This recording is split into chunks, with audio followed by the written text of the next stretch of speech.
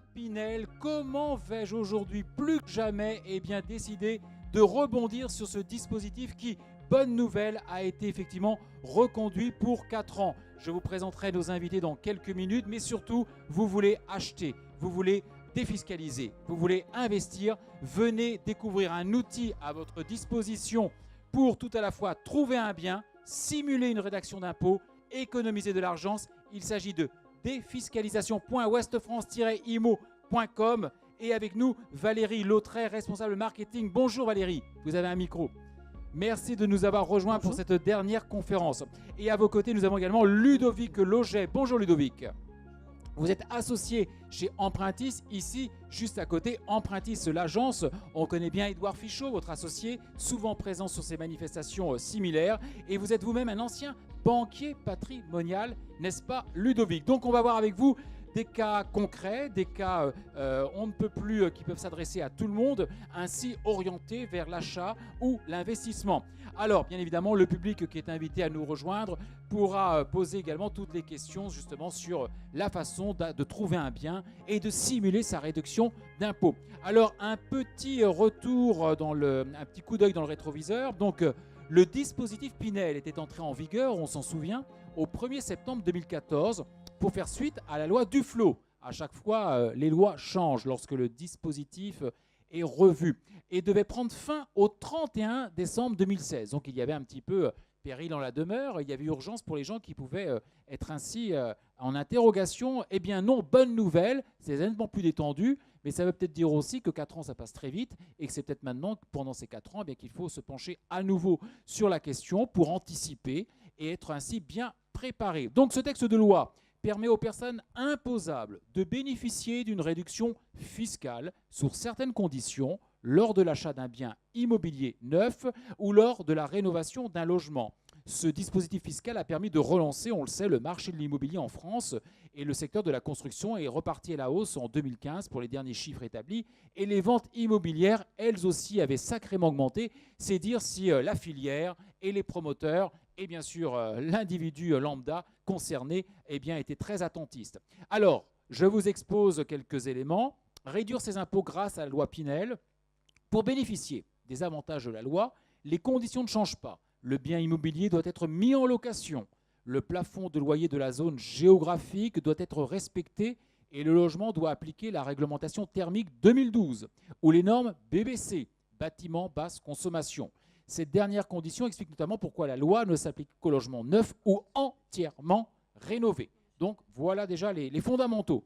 Le principal avantage de la loi, c'est bien sûr la déduction fiscale. La législation vous permet de bénéficier d'une réduction d'impôt proportionnelle à la durée de la location. 6 ans, 12% de réduction, 9 ans, 18% de réduction, et enfin 12 ans, 21%, soit au final, sur 12 ans, atteindre potentiellement 63 000 € d'impôt. Donc il n'y a pas de malentendu. Cette conférence qui se tient présentement et qui sera répétée demain, ce n'est pas refaisons l'explication de texte et la sémantique et les articulations de la loi Pinel. Non, la loi Pinel, on considère qu'elle est dans les esprits, elle est reconduite. Oui, il peut y avoir des aménagements à la marge, à la virgule près, mais c'est voir comment je peux maintenant trouver un bien et puis surtout avoir une simulation en direct. Alors pour nous en parler donc, pour les personnes qui nous rejoignent, Valérie.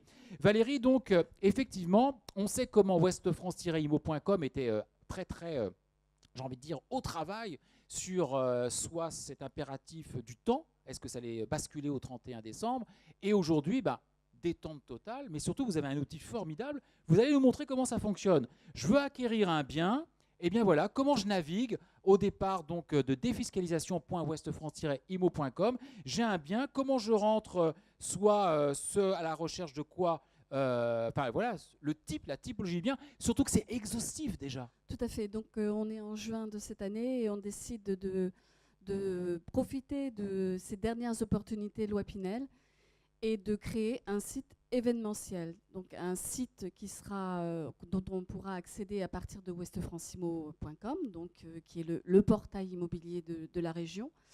Et nous mettons tout en œuvre pour pouvoir faire un site qui aura l'exhaustivité de l'offre dans notre région, Bretagne, Pays de Loire, Basse-Normandie, mais aussi un site qui puisse bénéficier aux internautes sur les simulations possibles directement, le contenu, donc les réglementations, etc. En fait, on a souhaité, c'était notre objectif, offrir l'offre et permettre à l'internaute d'être complètement en immersion et d'avoir tout ce qu'il lui faut pour faire son choix. Ah bah écoutez, ça ne pouvait pas partir d'un meilleur sentiment. Alors, démonstration. Alors, démonstration. Alors déjà, nous sommes sur la une. Il y a un dispositif promotionnel qui a été mis en place pour pouvoir y accéder. Référencement naturel, j'entendais sur la conférence tout à l'heure qu'on en parlait. Donc on peut effectivement, à partir des moteurs de recherche, taper loi Pinel Nantes et contextuellement, on va arriver sur le site avec les biens éligibles à la loi sur Nantes et vous arriverez donc sur la une du site. On s'est fait fort de pouvoir profiter des nouveaux usages sur Internet, donc géolocalisation, donc une carte où on peut choisir son bien à partir, si tu veux bien descendre un petit peu, Voilà, on a vu la carte effectivement tout à l'heure. de la carte Voilà. ici. Donc là, on est déjà sur Nantes, donc c'est pour ça qu'on a fait le focus tout à l'heure quand on a fait nos tests. Vous recherchez un bien sur Nantes, vous arrivez sur cette carte, donc vous pouvez, à partir de là, zoomer. Très bien. Descendre dans un quartier. Voilà, descendre dans un quartier, pouvoir effectivement, quand on est investisseur, se rendre compte des services, des transports, de tout ce qu'il peut y avoir autour comme point d'intérêt. Donc ça, c'est tout l'intérêt de la géolocalisation. On peut également, une fois qu'on a fait, je dirais, son marché en se disant, tiens, moi, je veux être centre-ville, etc., etc., filtrer sa recherche à partir d'un prix. Donc si tu veux bien remonter. Donc ça, ça retombe sur les critères que certains start-upers nous expliquaient. On est sur Nantes, on va faire une recherche par prix à plus de 180 000 € en l'occurrence. On fait la recherche et on est donc sur une liste contextuelle qui nous propose le bien qui correspond exactement à sa recherche. À travers le menu déroulant que je vois. À travers le menu déroulant, c'est plus la ville. Ah oui, la ville, le prix et rechercher. Et là, on va voir, d'accord. Vous avez ensuite des pages de résultats en liste ou des pages de résultats toujours géolocalisées qui permettent ensuite de cliquer avant d'arriver en page détail du descriptif du bien. Alors je sais qu'à Rancha, qu'on avait eu l'occasion de découvrir sur le salon 2017 Nantes Immobilier Atlantique, nous parlait effectivement comment la géolocalisation allait rendre encore plus dynamique sa recherche. On est en plein dans ça. C'est très important, surtout en immobilier neuf, comme dans des marchés de niche comme la location. On sait bien que les investisseurs ne proviennent pas forcément d'une ville en particulier. Ils vont chercher un bien en fonction d'un dynamisme d'un marché, d'un prix. Donc la géolocalisation, c'est important. Ça permet de resituer le bien dans une cité et de voir autour s'il y a des transports, comment est-ce que ça va se passer, est-ce que c'est près je sais pas, de zones étudiantes pour la location. Enfin, il y a tout un tas de choses qui, au niveau de la géolocalisation, aujourd'hui, c'est vraiment très important sur les sites immobiliers. Voilà, un vrai apport au regard du service et de la facilité. Alors justement, après, je crois que la valeur ajoutée du site, c'est que je veux savoir comment techniquement je peux opérer. Je veux savoir, est-ce que je mets un locataire, si je suis investisseur, quelle va être sa part, bref, l'aspect financement, etc. Alors, Internet, c'est magique. À partir d'une donnée, c'est-à-dire là, en l'occurrence, le prix d'un appartement, la zone géographique, on est sur nos zones. Donc, loi Pinel, il y a des zones effectivement qui ont été déterminées. Avec des partenaires comme Impruntis, on a pu effectivement faire des simulations directement. Donc, si je choisis, et là je suis en page détail, ce bien en particulier qui est un T4 à 180 000 €. Ouais. Alors, ce ne sont pas des simulations poussées puisqu'on n'a pas, je dirais, la feuille fiscale. Mais au moins, on sait que le loyer, puisqu'on est sur des loyers, on a la part de l'État, on a la part du locataire. Donc là, en l'occurrence, s'il y a zéro épargne, c'est peut-être pas qu'on a le mètre carré. Enfin, il y a peut-être un problème de calcul sur cela en particulier. Mais déjà, on fait en sorte que l'internaute, dans sa recherche, soit déjà dans la démarche simulation fiscale avec la loi Pinel. Notre objectif, c'est qu'une fois qu'il est sur le site, il y reste. Il a à peu près tout. Et quand je dis il y reste, il contacte surtout le promoteur pour ensuite bien faire sa démarche. Bien sûr. Donc, puisque nos partenaires promoteurs qui nous ont donc fait confiance, nous ont donc permis de mettre en ligne plus de 220 logements, je crois, aujourd'hui, Donc c'est très important, hein. C'est donc vraiment un site sur lequel chacun peut aller faire son marché. Et on a vraiment un nombre de biens important. Bravo. Est-ce qu'on peut voir une autre typologie de biens? Est-ce que Oui. ça pourrait donner, par exemple? Là, donc, on est sur un appartement voilà, de l'ordre de 189 000 euros. Ça aurait été un T2. Alors on a par exemple un T2 à 105 000. Enfin, je Alors, laisse Valérie. voilà, Ou celui-ci par alors un exemple. T3, 216 000. Donc, simulation. Voilà. Là, j'aurais une petite épargne donc, Oui.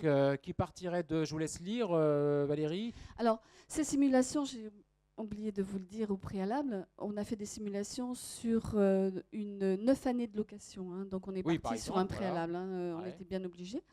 Donc en fait là, on a la part de l'État qui Alors, va donc, ouais, donc ce serait de 360 voilà, qui est euros. en orange, la part du locataire, donc qui va financer aussi le logement. On aurait 565 Voilà. euros. Et la part d'épargne de l'investisseur, donc Voilà. qui va effectivement être de l'ordre de 57 euros. Voilà. Ce n'est pas contractuel, hein. Non. C'est vraiment une simulation, mais ça permet quand même à l'internaute de pouvoir faire... Se repérer. Se repérer, Ouais, c'est exactement. ça lui donne comme ça des fenêtres. Est-ce Alors, que je suis proche de cela ou pas? S'il veut aller plus loin, bien sûr, il contacte le promoteur, donc ça c'est la première chose. Et puis s'il veut avoir aussi des réponses à ses interrogations sur la loi, etc., il y a tout un contenu dans le site, si on vient en page liste, sur la réglementation, etc., etc.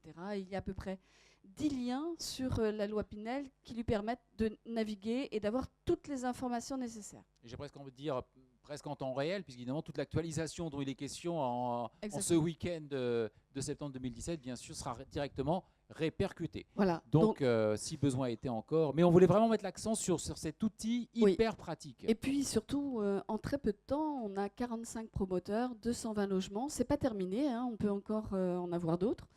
Le compteur, il va jusqu'au 31 décembre. C'est bien pour montrer qu'il y a cette opportunité loi Pinel, on va dire 1 aujourd'hui. Il a encore temps de pouvoir investir dans ce cadre-là.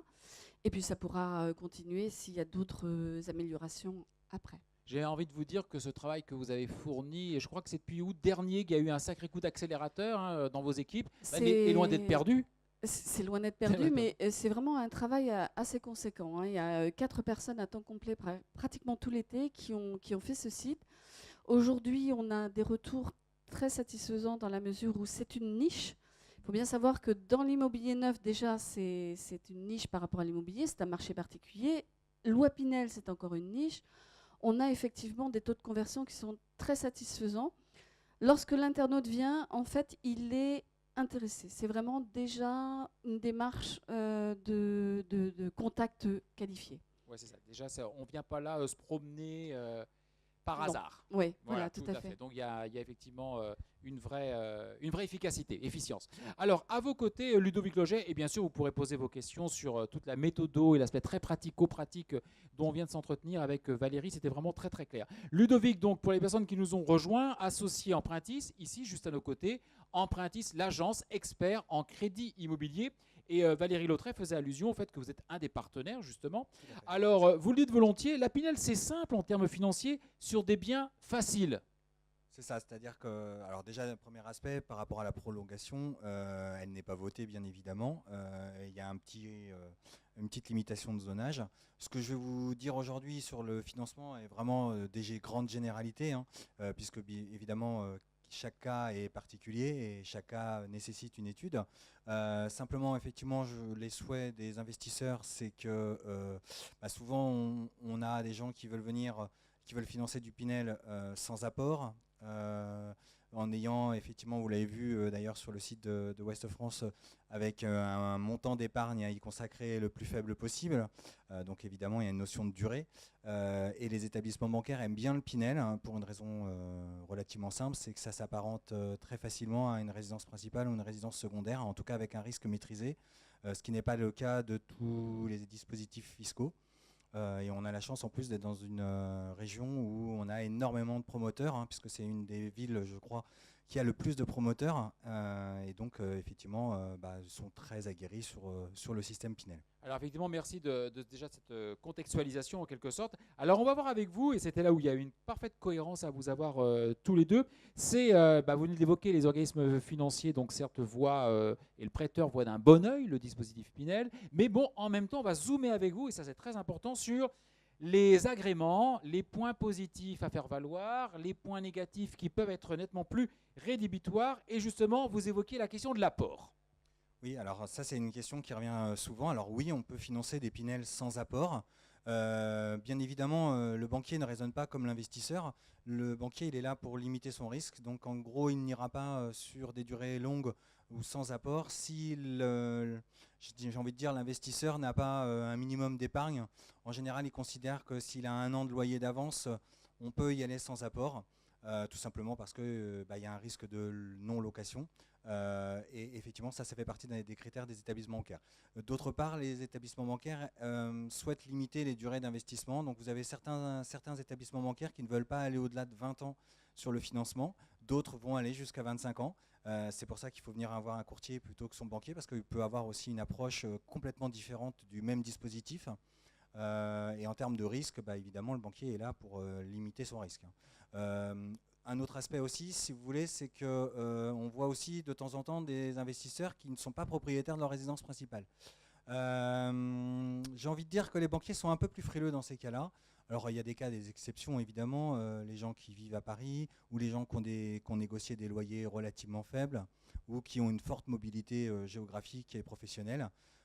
Mais en règle générale, ils aiment bien que les gens fassent les opérations dans le bon sens, c'est-à-dire être propriétaire ou au moins avoir effectivement un financement sur sa résidence principale plutôt que de les bloquer en termes d'endettement. Ludovic, quand vous évoquiez que c'est bien d'arriver avec l'équivalent d'un an de loyer, alors évidemment tout dépend effectivement du loyer auquel le bien sera présenté sur le marché, mais est-ce que ça approche de près ou de loin les 20% d'apport, ou est-ce que c'est plus tout à fait ça? Alors après il y a une notion d'âge évidemment, hein. Plus vous êtes âgé, plus vous êtes sur des financements relativement courts, hein. Donc pour une question d'assurance bien sûr, et puis une question de risque. Mais il n'y a pas de règle, hein. Ce que je vous dis c'est vraiment des généralités, c'est simplement pour assurer, oui ça correspond effectivement au moins au paiement des frais, quoi. C'est-à-dire qu'en gros, les banquiers raisonnent d'une façon relativement simple, c'est qu'ils ne veulent pas aller au-delà de 100% du montant de l'acquisition. Alors troisième point, on avait A, B, C, D. Alors le C, louer toujours ascendant et descendant, où est-ce qu'on en est? Alors oui, tout à fait, le Pinel est un des dispositifs qui permet de louer à son descendant ou son ascendant. Toutefois, il faut avoir une petite réserve sur les enfants. Déjà d'une part, on est sur des financements à 15, 20, 25 ans. Il est rare quand même que ces enfants font des études pendant 15, 20, 25 ans, ou en tout cas c'est des longues études. Donc effectivement il faut aussi penser à la localisation, à la relocation. Mais effectivement on peut louer à son fils par exemple, hein, c'est le cas le plus fréquent en règle générale. Attention toutefois, on perd d'ailleurs l'éligibilité aux allocations logement, ce qui peut être pas forcément un bon calcul. Voilà, donc il faut être vigilant, effectivement, ces fameuses APL qui sont un peu plus dans l'actualité, on est bien d'accord. Et puis donc effectivement, plutôt 15 à 20 ans en locatif, là sur 25 ans, on n'est plus vraiment... Alors vous avez quelques partenaires qui vont jusqu'à 25 ans, qui sont un peu moins frileux que les autres, mais c'est quand même des cas relativement rares. En général, c'est souvent des investisseurs qui ont déjà d'autres dispositifs fiscaux. C'est-à-dire qu'ils sont propriétaires de leur résidence principale, qui ont 1 ou 2 locatifs et qui veulent faire un troisième dispositif fiscal pour accroître leur patrimoine. Et le banquier est rassuré parce que justement il y a Oui, parce qu'il y a de l'actif, bien sûr. Après, tout est une question de rapport de force. C'est pour ça que je vous dis, on fait des généralités et pas des cas spécifiques. Vous pouvez très bien avoir un ami qui va avoir un financement comme ci et vous pas l'obtenir parce que vous n'êtes pas tout à fait dans les mêmes critères. L'aspect rentabilité, effectivement, est-ce qu'il n'y a pas quelquefois un malentendu sur cette question de rentabilité? Si, tout à fait. Alors, en fait, c'est pareil, dissocier l'aspect investisseur et l'aspect banquier. Déjà, l'investisseur, lui, il compte en flux réel, ce qu'on a vu d'ailleurs sur cette magnifique démo, où en fait, effectivement, on voit la différence entre le financement et l'effort d'épargne le loyer, pardon, et l'effort d'épargne que doit consentir le propriétaire. Le banquier, lui, il va avoir toujours tendance à minorer le loyer. C'est-à-dire qu'il pratique un abattement sur le loyer qui est de l'ordre de 70% en généralité. Donc évidemment, il n'a pas la même ressource. Et vous avez aussi deux types de banques. Vous avez les banques qui vont prendre ce qu'on appelle, nous, de l'endettement réel, c'est-à-dire la totalité des revenus et la totalité des charges, donc avec le loyer bien sûr pondéré en revenus. Et puis vous avez aussi des banques qui vont pratiquer le différentiel, donc c'est-à-dire en fait ils vont considérer l'échéance de prêt moins le loyer pondéré et ils vont retenir en charge uniquement la différence. Donc c'est deux modes de calcul qui sont complètement différents et qui peuvent effectivement sur certains dossiers changer complètement l'investissement. Donc, je rappelle bien au public que, bien évidemment, au regard de tel ou tel point présenté, vous pourrez avoir tout le loisir, mesdames et messieurs, d'y revenir en détail. Alors, votre valeur ajoutée, Ludovic, bien évidemment, au-delà de ce regard expertise sur le marché et des points de vigilance, je crois qu'on peut évoquer au niveau justement du montage d'un dossier de financement un ou deux cas concrets. Vous n'êtes pas arrivé les mains vides. Alors, effectivement, moi je suis toujours étonné. Déjà, d'une part, il faut faire appel à des professionnels. On a la chance quand même d'avoir ici beaucoup d'acteurs. Vous recevez tous des emails avec des miroirs aux alouettes en disant vous payez 2000 € d'impôts, vous pouvez défiscaliser, etc. Bon, il faut faire attention. Chaque cas, effectivement, est très spécifique. Il y a aussi une notion de tranche marginale d'imposition à prendre en considération. L'effort, pour moi, si vous voulez, en tant que financier, pour moi, faire une Pinel uniquement pour l'aspect défiscalisant sans avoir effectivement une notion d'implantation, de situation, de plus-value sur le bien et de ce qu'on veut faire avec l'investissement, c'est-à-dire effectivement, est-ce que c'est purement un investissement, on va dire, fiscal et dans 10 ans je revends le bien ou dans 11 ans je revends le bien, ou alors est-ce que c'est une approche patrimoniale, c'est des aspects qu'il faut prendre bien sûr en considération.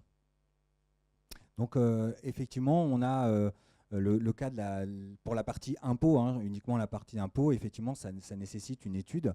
On peut effectivement financer des Pinel pas excessivement cher en prix et faire un très bon investissement, surtout sur la ville de Nantes où on a des flux migratoires très positif et effectivement qui reste très attractif par rapport à d'autres villes françaises.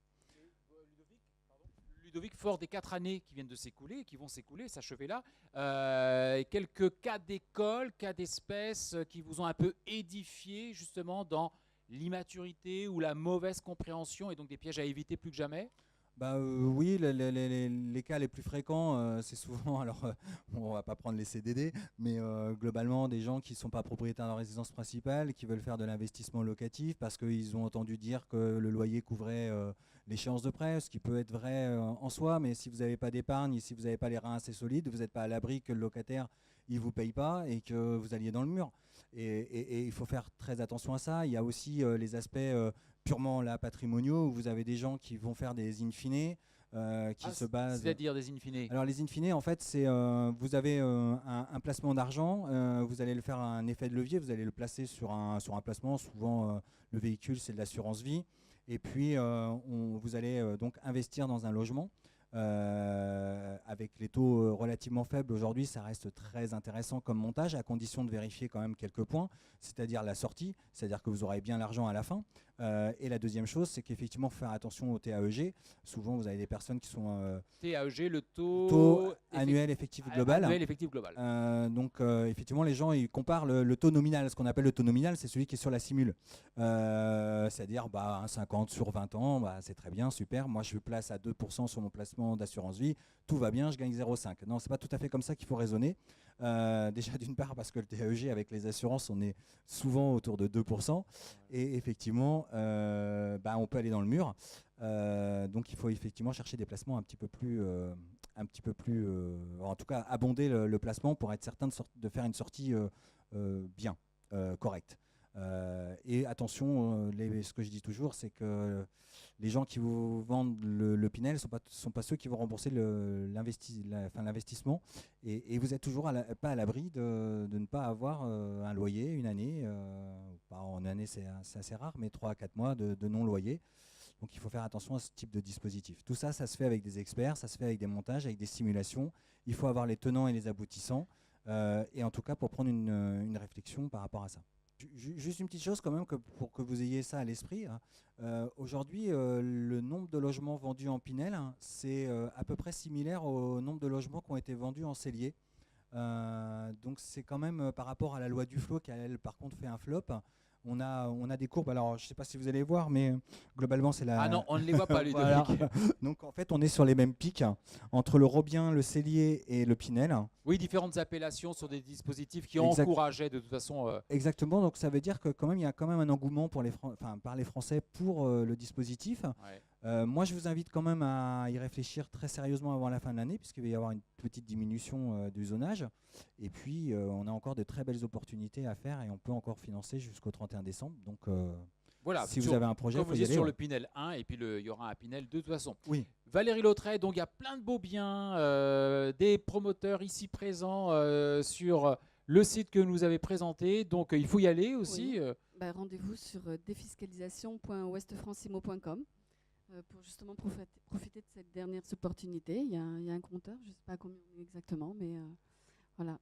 Parfait. Écoutez, applaudissements pour Valérie Lautret, responsable marketing, avec qui on a donc pu voir toute la plus-value du site internet ainsi dédié à la Pinel, et Ludovic Loget. Alors je sais que certaines personnes veulent approcher les professionnels après de façon plus confidentielle. Ludovic empruntis l'agence, d'ailleurs 2 adresses à Nantes, hein, on le rappelle bien, Nantes Nord et Nantes Sud, c'est bien ça Ludovic.